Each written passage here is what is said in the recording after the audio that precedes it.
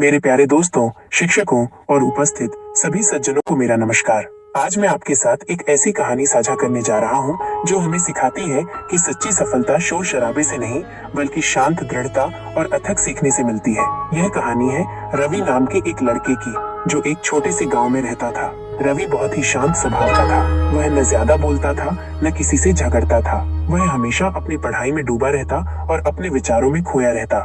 उसके इसी शांत स्वभाव के कारण गांव के लोग, उसके दोस्त और यहाँ तक कि उसके कुछ शिक्षक भी उसे अक्सर बेवकूफ समझते थे।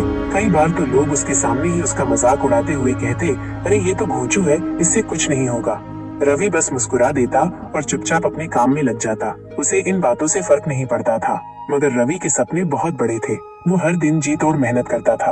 वो इंटरनेट पर नई नई चीजें सीखता, रात को देर तक किताबें पढ़ता रहता। उसके दिमाग में एक ऐसा अनोखा विचार पनप रहा था जो उस समय किसी और की सोच से परे था। वो जानता था कि एक दिन वो कुछ ऐसा करेगा जिससे सबको उसकी काबिलियत का पता चलेगा।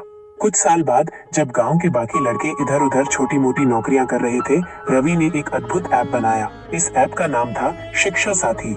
ये ऐप ग्रामीण बच्चों को मुफ्त में पढ़ाई और करियर की जानकारी देता था। रवि का यह ऐप इतनी तेजी से लोकप्रिय हुआ कि पूरे देश में उसकी चर्चा होने लगी।